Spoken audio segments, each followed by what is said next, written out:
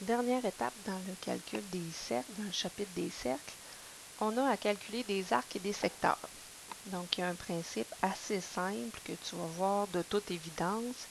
J'ai ici un cercle complet qui a une circonférence de 26,44 cm, on va dire. Si j'en prenais juste la moitié, la longueur de mon arc serait de combien? Là, tu vas me dire, c'est évident. Si on prend la moitié du cercle, la longueur de l'arc devrait être de 13,22. Si je prends la moitié du cercle, c'est la moitié de l'arc. Tu te souviens qu'un arc se mesurait de deux façons. On peut le mesurer à partir de l'angle au centre ou à partir de la longueur de l'arc en centimètres, donc la longueur de la courbe rouge.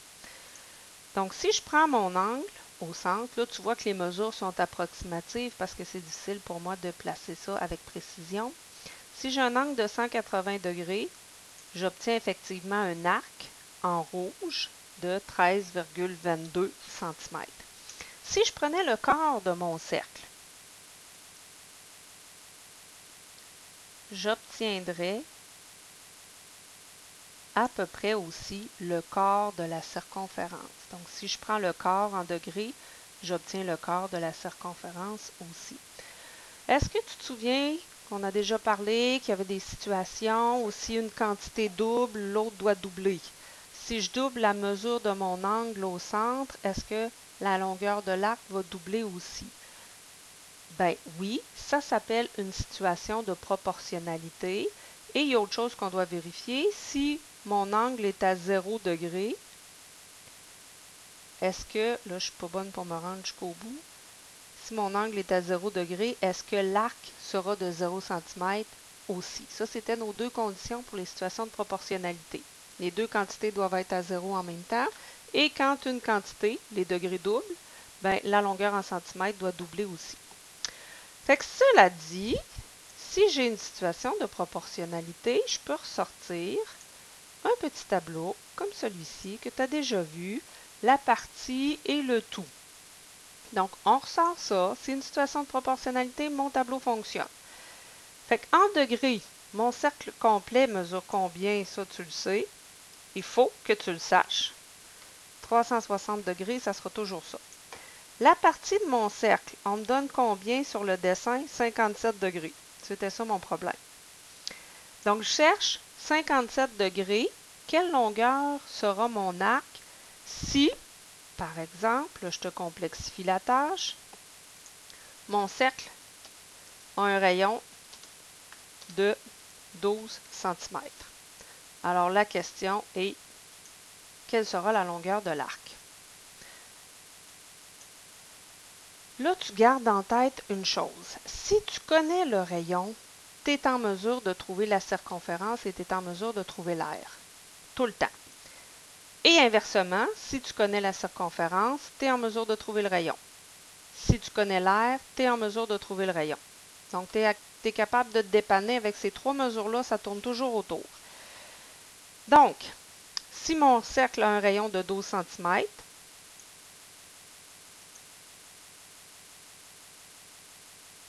je suis en mesure de trouver que la circonférence vaut 75,36. Ça, je l'ai trouvé à partir de ma formule. Donc, tu te souviens, dans les situations de proportionnalité, on avait deux fractions qui étaient équivalentes. Donc, je pourrais mettre un égal ici entre les deux. Si 57 degrés de mon cercle sur les 360 degrés, bien, je suis en mesure de savoir ça correspond à combien de centimètres sur toute ma circonférence en centimètres. Et là, il te reste à faire le produit des moyens égal au produit des extrêmes, comme tu es habitué.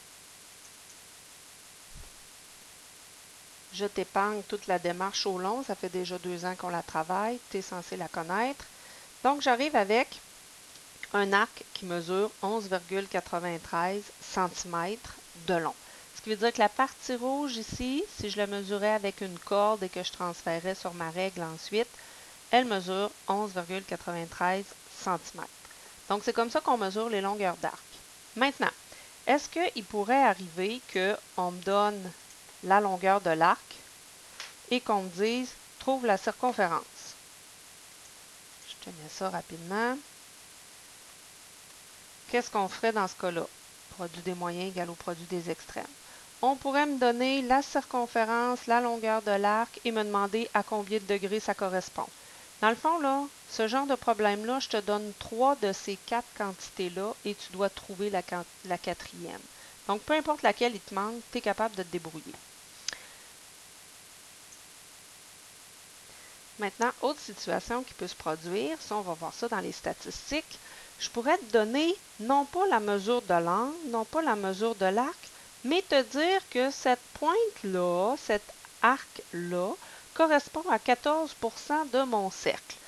Bien, dans le problème, on me donne des unités de mesure qui sont des pourcentages. Bien, dans mon petit tableau ici en haut, je vais mettre des pourcentages. Et il est question de la longueur de l'arc en centimètres. Bien, l'autre unité de mesure, ça va être des centimètres. Ça, là, ces deux quantités-là, en haut de ton tableau, tu les as en lisant ton texte. Tu regardes de quelle unité de mesure on parle, puis c'est ce que tu mets en haut du tableau. Partie du cercle, cercle complet, ça reste toujours là. Fait qu'on complète ça. Mon pourcentage pour la partie du cercle, pour l'arc, ça va être 14%. Un cercle complet, ça correspond toujours à 100%. Donc, je mets ça dans mon petit tableau. Je sais que ma circonférence, je l'ai compté tantôt, valait 75,36 cm. Et il va me rester à trouver la longueur de mon arc. Encore une fois, produit des moyens égale au produit des extrêmes. Donc, je pourrais y aller avec des degrés, je peux y aller avec des pourcentages. On pourrait même me donner des fractions ici. J'aurais pu avoir, mettons, les 3/4 de mon cercle. Bien, je mettrais 3 sur 4. Ça fonctionne, ça aussi. Donc, il y a différentes façons de présenter le même problème. Maintenant, on va aller voir qu'est-ce que ça donnerait si c'était les secteurs. Dernier problème, tantôt je te parlais qu'on pouvait te donner l'information en fractions. Voici donc 1/7 de mon cercle. Donc, la partie du cercle, ça correspond à 1. Le cercle complet correspond à 7. Donc, le 1/7 de mon cercle, c'est la partie en bleu, vaut 15 cm². Et la question qu'on me pose, c'est quel est le rayon? Bon, je ne peux pas passer directement de l'aire de mon secteur, le 15 cm, c'est l'aire du secteur, à mon rayon. Par contre, je suis capable, avec l'aire du secteur, de trouver l'aire du cercle. Et si j'ai l'aire du cercle, je serai en mesure de trouver le rayon en utilisant ma formule et en faisant un peu d'algèbre. Donc, j'ai ces informations-là. Je cherche l'aire de mon secteur. Donc, tu fais un petit produit des moyens égal au produit des extrêmes. Donc, en faisant mon produit des moyens égal au produit des extrêmes, je trouve que l'aire de ce cercle-là est de 105 cm². Si j'ai l'aire, je suis capable de trouver le rayon. Je te laisse faire le travail toute seule et tu me donneras ta réponse à la fin. Donc, c'était le résumé pour l'aire des secteurs ainsi que la longueur des arcs. Dans le fond, c'est une situation de proportionnalité qu'on résout à l'aide d'un petit tableau tout simplement.